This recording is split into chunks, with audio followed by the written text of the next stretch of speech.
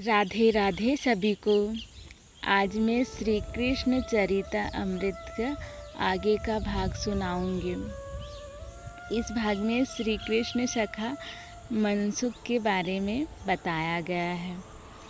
यमुना के किनारे जो विशाल अनुष्ठान चल रहा था, ऋषि सांडिल्य के सानिध्य में नंदराय को पुत्र प्राप्ति हो इसी कामना से आयोजित था। पर वहाँ एक आश्चर्यजनक घटना घट गई। सब चकित होकर पूर्व दिशा की ओर देखने लगे थे। श्वेत वस्त्रों में वो अत्यंत तेजस्विनी थी।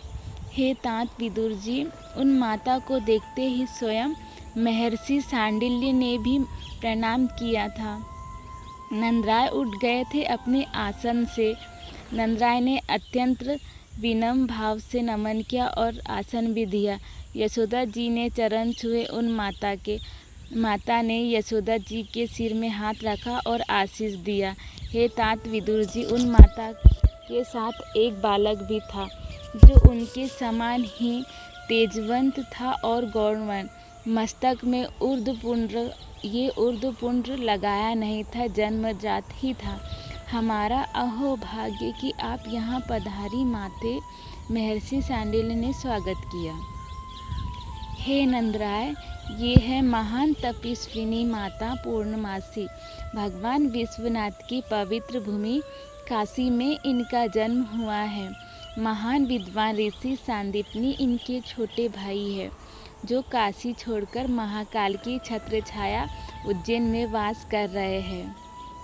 ऋषि सांडिल्य ने संक्षिप्त सा परिचय दिया माता पूर्णमासी का।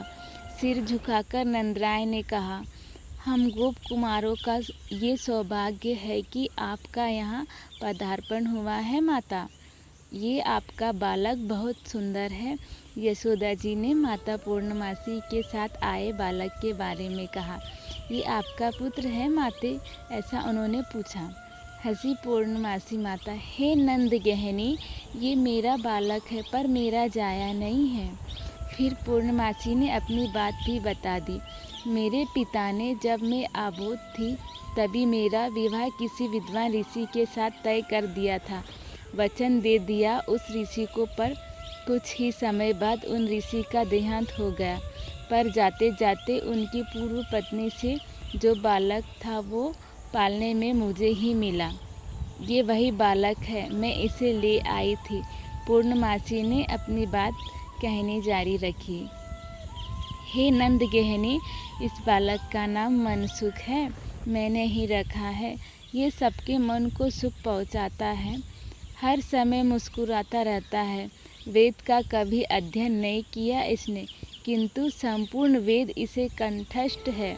विद्या अध्ययन में इसका कभी मन नहीं लगा, पर काशी के विद्वानों को ये जब देखो तब हरा देता था। मैं चकित थी। एक दिन ये मुझसे कहने लगा, मेरा सखा आ रहा है, मेरे सखा के पास मुझे ले चलो। मैंने पहले तो इसकी बातों में विश्वास नहीं किया, पर ये सपने भी ऐसे ही देखने लगा था। ये बार बार सपने में कहता, कन्हैया मैं आ रहा हूँ, मैं आ रहा हूँ, मैं कुछ ही दिनों में तेरे पास पहुँच रहा हूँ। हे ब्रजेश्वरी, मैंने ये सब देखकर चौंक जाती थी। ये मुझे शुरू से ही कुछ विचित्र सा तो लगता था, क्योंकि काशी में त्रिपुंड्र सब धारण करते हैं, पर ये ऊर्ध्वपुंड्र जन्मजात से ही इसके मस्तक में विराजमान था। रुद्राक्ष इसको कभी प्रिय नहीं रहा। वैसा देखा जाए तो मैं विशुद्ध सेव हूँ। मेरे पिता सेव थे, इसके पिता भी सेव थे। मेरे भाई संदीपनी भी शुद्ध रूप से सेव ही है, किंतु ये तुलसी की माला इसे प्रिय लगने लगी। एक दिन भगवान विश्वनाथ ने मुझे ध्यान अवस्था में कहा, हे पूर्णमासी, ये बालक जिसका नाम मनसुख है, ये गोलोक से आया है। अनादिकाल से ये श्री कृष्ण का ही सखा है। इसे तुम साधारण मत समझो।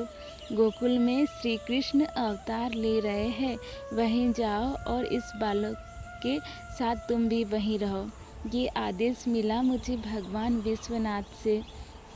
बस उसी समय से मनसुख जिद पकड़ने लगा कि मेरा सखा प्रकट होने वाला है गोकुल में, मुझे जाने दो। मेरा सखा मुझे कह रहा है तू पहुँच गोकुल में। माँ चलो गोकुल, ये माँ सबको कहता है। हंसी पूर्णमासी ये कहते हुए। हर नारी जात को ये माँ कहता है। लड़की होनी चाहिए बस, चाहे वो इससे छोटी भी क्यों ना हो, माँ ही कहेगा। पर मैं आपको मैया कहूँगा। बालक मनसुख चिपक गया था मैया यशोदा के आंचल से। क्यों क्यों कहेगा तू इन्हें मैया, पूर्णमासी ने छेड़ा। क्योंकि मेरा सखा इन्हें मैया कहता है ना, कहेगा ना। बस मैं ले आई हूँ इसे, पूर्णमासी ने कहा यशोदा जी से। आपके लिए अतिथि गृह में व्यवस्था कर देती हूँ, यशोदा जी बोली। ना, मैं अतिथि बनकर नहीं आई हूँ, मैं तो अब अपने पुत्र के साथ यही रहूँगी। जीवंत पर्यंत में ब्रजवास करने आई हूँ। हमारे अहोभाग्य। साष्टांग लेट गए थे नंदराय जी माता पूर्णमासी के चरणों में। एक झोपड़ी हमारे लिए बनवा दो, मैं मात्र गौदुग्ध पीऊँगी। पर मेरा ये पुत्र मनसुख, मैया भूख लगी है। मनसुख ने तुरंत कह दिया यशोदा मैया से। इसको भूख बहुत लगती है, इसीलिए नंदराय जी आनंदित हो उठे मनसुख को देखकर। ये हमारे साथ ही रहेगा, जब कन्हैया आएगा तब भी रहूँगा। मनसुख ने पहले से ही कह दिया। चलो नंदराय जी, अब तो पक्का हो गया कि आपकी संतान ही होगी और कोई दिव्य चेतना अवतरित होने वाली है।